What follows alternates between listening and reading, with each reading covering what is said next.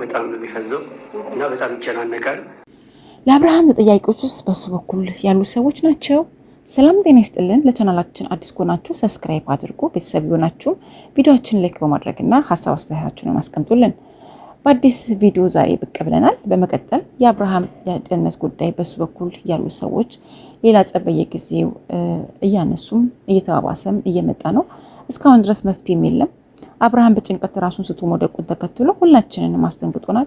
ማንም ሰው አብርሃም ላይ እንደዚህ ይገጥማል ብሎ ያሰበም የለም። ሁሉም በጭንቀት ውስጥ ነው።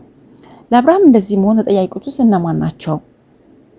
የአብርሃም የጤንነት ጉዳይስ ማናችንንም እያወዛገበ ነው።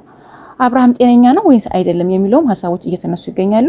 ሲቀጥል ዳኒ ሲመጣ ነው አሁን ዳኒ ወደነ ቡዝዬና እንትና ጋር ሄዶ ሌላ ነገር እየፈጠረ ያለው እንዴ። ዳኒ ውሸቱን ነው። ከሱና ከቀድሞ ባለቤቱ ጋር ሲሆን ነው ስትረስ እየሆነ ያለው አይደለ? ዳኒ ሲመጣ ነው አብርሽ ስትረስ እየሆነ የመጣው። ስለዚህ አሁንም ቢሆን ሁላችሁም ላይ ውስብስብ ነገር አለ። ልጁን ሰላም ስጡት። ልጁን ሰላም ስጡት። እውነት እና ሄርሜላ ደግሞ በቃ እዚህ ጋር እስቲ ሰላም ስጡትና ልጁ ይተንፍስበት። በቃ ጤናማ እንዲሆን አትፈልጉም እንዴ? ሁላችሁ ምን እያደረጋችሁት ነው ያላችሁት? በቃ ጊዜ ስጡት ለብቻው። በቃ ጊዜ ስጡት። ልጁ ቤተሰብ አለው። ቤተሰብ ጋር ይሄድ። በቃ አለቀ። ቡዝዬም ሆነችም ዴቭም ሆነ ምንም ጤና እየሰጡት አይደለም ያሉት። ሁላችሁም ጤና አልሰጣችሁትም። ና ወደዚህ እኛ እንሻላለን አንተ ትሻላለህ የምትባባሉት ነገር አይደለም። ህይወት እኛ እንሻላለን አንተ ትሻላለህ ሳይሆን መፍትሄ እስካሁን አላመጣችሁም። አንድ መፍትሄ ያመጣ ሰው አለ እንዴ? ሲጀመር ሁላችሁም በውሸት ነው ያላችሁት። መጀመሪያ ራሱ ልጁ እኮ ሄርሜላ አፈቅራለሁ ስትለው እኮ ፌንት ሰርቶ ነበር እኮ እንዴ። ልጁ ምንድነው ያለው? ሲጀመር ዳኒ ያለበት ነገር እኔ ዳኒ ሲጀመር መጨረሻ ሰው ህይወት ውስጥ እንዲገባው ራሱ አልፈልግም። ዳኒ ያለበት ነገር ዋጋ የለውም። ከቤተሰብ መሀል ላይ ራሱ መግባት የለበትም። ዳኒ ከቤተሰቦቻችሁ መሀል ላይ መግባት የለበትም። በቃ ዳኒ ያለበት ነገር ጤንነት ሰምቶ አያውቅም። መጀመሪያ ከሩታ ጋር ሆኖ ፍቺ እንዲያድርጊ እንዲሁኝ ብሎ ሲመካከር ነበር። ዛሬ ላይ ደግሞ እነ ሄርሜላ ጋር ሄዶ ደግሞ ሌላ ታሪክ እያመጣ ነው ያለው እሱ ብሎ አጋዥ። እኔ ምንም ጤንነት የተሰማኝ አይደለም። አሁንም ያለውን ነገር አስተካክሉ ነው የምለው። እንዴ ልትገሉት ነው ልጁን? ከዚህ በለጠ ምን ሊሆን ነው የምትፈልጉት? ልጁ እኮ ራሱን ስቷል እኮ በቃ አቅሉ እንትኑ ጭንቅላቱ እኮ እየሰራ አይደለም ያለው። በጭንቀት በሰጣችሁት መድኃኒት ልጁ በጭንቀት ሊሞት ነው። መፍትሄ ፈልጉ። ትልልቅ ሰዎች አይደላችሁም እንዴ? እንዴት ነው በዚህ መልኩ የሚሆነው? ልጁ መፍትሄ ፈልጉ። እዚህ ጋር የሚቀናበትና የማይቀናበትን ቦታ ወቁ።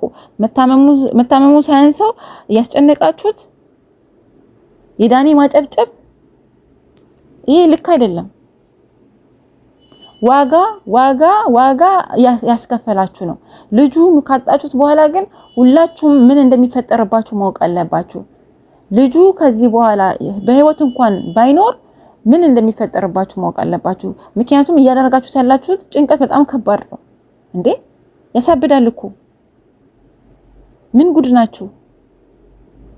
እኔ አላቅም። ይሄ ዳኒ የሚባለው ከህይወታችሁ አስወጡልን። ከህይወት አስወጡት። ዳኒ የሚባል በትዳርና በፍቅር መካከል ሊገባ የማይገባው ሰው ቢኖር ዳኒ ነው። ማንም ሰው አብርሃም ላይ እንደዚህ ይገጥማል ብሎ ያሰበም የለም። ሁሉም በጭንቀት ውስጥ ነው። ለአብርሃም እንደዚህ መሆን ተጠያቂዎቹስ እነማን ናቸው? የአብርሃም የጤንነት ጉዳይስ ማናችንንም እያወዛገበ ነው። አብርሃም ጤነኛ ነው ወይስ አይደለም የሚለውም ሀሳቦች እየተነሱ ይገኛሉ። ቪዲዮአችን እስከመጨረሻው ተከታተሉ በአክብሮት እጠይቃለሁ። እንግዲህ ተከትሎ ፈጣሪ ከእንደዚህ አይነት ሰው የሌለበት ይጠብቀን። ቡዚና ዴቭ እንግዲህ የትልቅ ትንሽ ይህ ሁሉ የእናንተ ስራ ነው። ምክንያቱም ልጁን በግድ ልታሳመሙትም ኤፍሬም እንደዚህ ወንድም ሆነክ ገብተክ እንደዚህ ማድረግ ምን ተሰማክ? አሁን ስታስበው ምን ተሰማክ? ይህ ልጅ ከቀን ወደ ቀን እያበደ በጭንቀት እያየኸው አንተ ስለ ሩታ ትዳርና ስለ ልጁ ታስባለህ።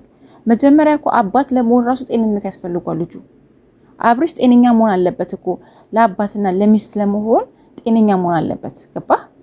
አንተ ምን ነው ጤና አድርገው ወደ ቤቱ ልትመልሰው የምታስበው? በመተት በድግምት እንደዚህ አድርጋችሁት ልጁን ጭንቀት ውስጥ ከታችሁት ማለት ነው። የትኛው ደስታ ይዟችሁ ነው አሁን ወደ ቤቱ ልትመልሱት? እንደዚህ አይነት ነገር ውስጥ ሆኖ ልጁ እንዴት ነው ወደ ቤቱ ሊመለስ የሚችለው? ወደ ትዳሩ ወደ ህይወቱ ሊመለስ የሚችለው በምን መልኩ ነው? ቡዝዬም ትልቅ ሰው ነሽ እንግዲህ እዚህ ጋር ሳይ በቃ እዚህ ጋር ና ወደዚህ ና ወደዛ ሳይሆን ለቤተሰብ ተነግሮ ይሄ ልጅ መደረግ ያለበት ነገር ማድረግ ነው፣ ልጆቻችሁ እስከሆነ ድረስ። ገባችሁ? እና እኔ እንጃ ብቻ በምን መልኩ እንደምታዩት አልገባኝም።